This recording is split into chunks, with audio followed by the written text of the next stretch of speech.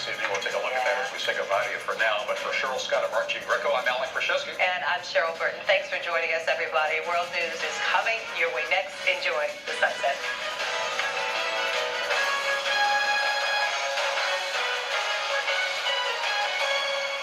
Intelligence. Why were they repeatedly in touch with the Russians before the election? Also tonight, the president lashes out after firing his national security advisor, General Michael Flynn. Tonight, the president does not blame the general, instead taking aim at the U.S. intelligence community. The controversial cabinet pick who suddenly pulled his name today after video surfaces of his ex-wife once on Oprah talking about domestic violence. The passenger plane and the emergency landing, what did it hit on the runway? And here in California tonight, the new storm hours away, and new concern over America's tallest dam. This is ABC World News Tonight with David Muir, reporting tonight from Los Angeles. Good evening from California tonight, where there is new concern this evening over America's tallest dam with a major storm set to hit. But we begin with the swirling storm in Washington. Tonight, the new reports that members of President Trump's campaign team before the election were repeatedly in contact with people believed to be Russian intelligence. And the question now, why was there any contact with the Russians leading up to a presidential election? At the White House today with Israeli Prime Minister Benjamin Netanyahu, the president would not take questions on these reported communications between his campaign aides and the Russians. But he did defend the national security advisor he just fired, General Michael Flynn, blaming the firing not on Flynn, but on U.S. intelligence and their leaks. ABC's chief White House correspondent Jonathan Karl leading us off. Today, President Trump welcomed the third foreign leader to the White House in less than a week, Israeli Prime Minister Benjamin Netanyahu. But overshadowing the visit, the sudden firing of the man at the center of his national security team, Michael Flynn. Just 24 hours ago, the White House said Flynn was ousted because he had lost the confidence of the president after deceiving the vice president about his conversations with the Russian ambassador. But today, General Flynn is a wonderful man. I think he's been treated very, very unfairly by the media. As I call it, the fake media in many cases. And I think it's really a sad thing that he was treated so badly. Yet it was the president who fired him. And just yesterday, his press secretary said Trump did so decisively.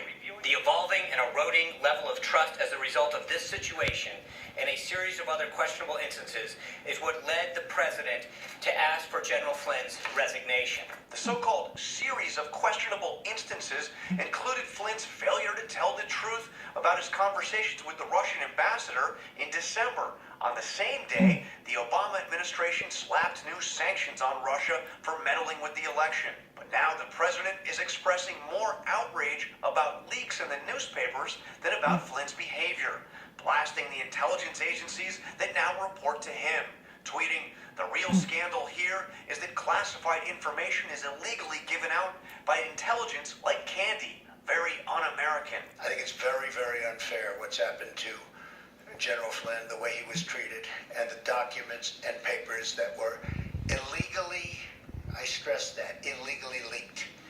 Very, very unfair. But during the presidential campaign, then candidate Trump reveled in leaks when they were about someone else, Hillary Clinton, even praising a group responsible for some of the biggest leaks of classified intelligence in all of American history. WikiLeaks! I love WikiLeaks! It's been amazing what's coming out on WikiLeaks. This WikiLeaks is like a treasure trove. Today, the president refused to answer questions about reports that several people on his campaign team were in contact before the election with suspected Russian intelligence officials. At his press conference, he called only on conservative news outlets. No Russia questions, but we tried. Mr. President, can you guarantee that nobody on your campaign had any contacts with the Russians? Mr. President, any questions on Russia? Mr. President. So tonight, the question still looms. During the transition, ABC's Cecilia Vega tried to pin him down. You or anyone in your campaign have any contact with Russia leading up to or during the campaign? Nothing at all. No, Trump said, not at all. And after General Flynn was fired, we asked Sean Spicer. Can you still say definitively that nobody on the Trump campaign, not even General Flynn, had any contact with the Russians before the election?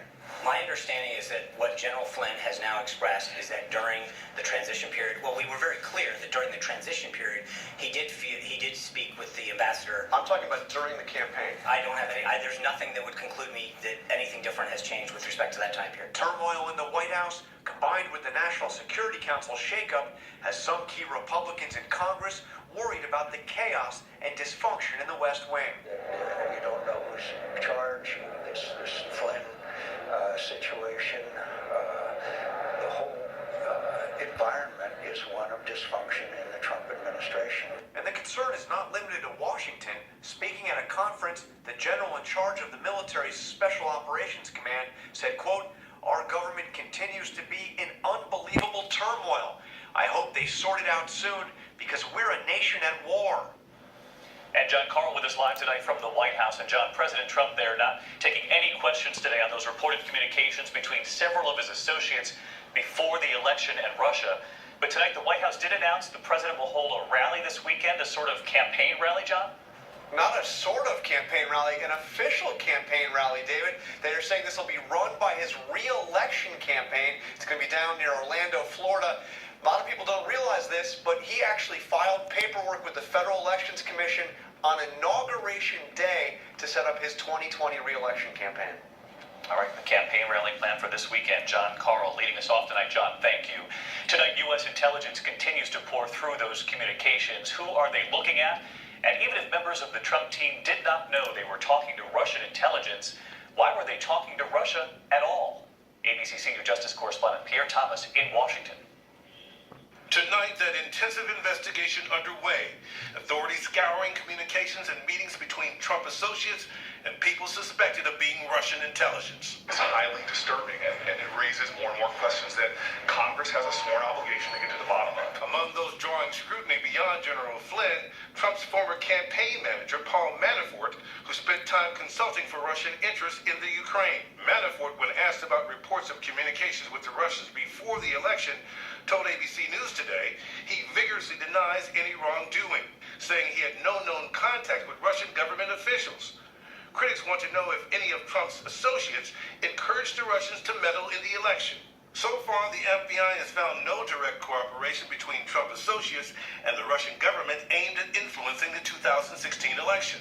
And authorities cannot yet say for certain if Trump associates knew they were dealing with suspected Russian intelligence, who often pose as business, political, and academic leaders. And even if they didn't know, many asking, why so much contact with the Russians before an American election at all? Hillary Clinton was targeted by the Russians. And tonight, Secretary Clinton's former campaign manager says the Trump team needs to explain any phone calls at all. It is extremely strange to me that a member of any American presidential campaign would be speaking to Russian intelligence officials. But even Republicans say the matter deserves a much deeper look. We're looking for facts, and we're looking for evidence, and we're looking for details, and we're going to go in the direction that those facts and details take us.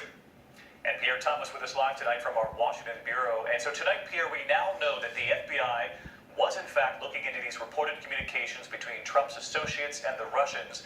At the same time, they were looking into Hillary Clinton's emails again. That second look turned up nothing. But many are asking tonight, why did the FBI make the Clinton investigation public and not the Trump investigation? David, FBI Director Comey said he commented on the Clinton investigation because of the unusual situation of a hotly contested campaign and a presidential candidate who was the target of that investigation. Comey has not given a reason for revealing the investigation involving some of Trump's associates. David? Pierre Thomas with us tonight. Pierre, thank you. And after the firing of the National Security Advisor tonight, a controversial cabinet pick pulling his name, the president's labor secretary nominee bowing out following intense scrutiny, including a video of his ex-wife, once on the Oprah Winfrey Show, talking about domestic abuse. She later retracted the claim at ABC's Mary Bruce on Capitol Hill tonight. Tonight, the first Trump cabinet pick to go down. Facing mounting opposition from Republicans, Andrew Puzder announced after careful consideration and discussions with my family, I am withdrawing my nomination for Secretary of Labor. The fast food CEO was plagued from the start. Under fire for his personal life, this 1990 tape screened for senators on Capitol Hill. his ex-wife in disguise on Oprah, describing what she claimed was their abusive marriage. That was the most frightening thing, was leaving, because once I made that break and once I made it public, and remember my ex-husband was a public figure.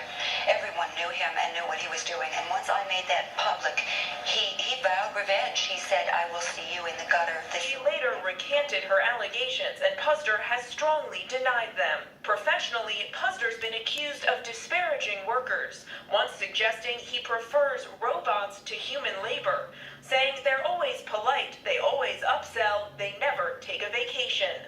Also taking aim at his own fast food employees. For my first memo was no more people behind the counter unless they have all their teeth. Today it became increasingly clear many Republicans were on the fence. Senator Tim Scott of South Carolina tweeting he had developed serious concerns about Puzder's nomination. That nomination now dead, and tonight Democrats are celebrating. You fought this pretty hard.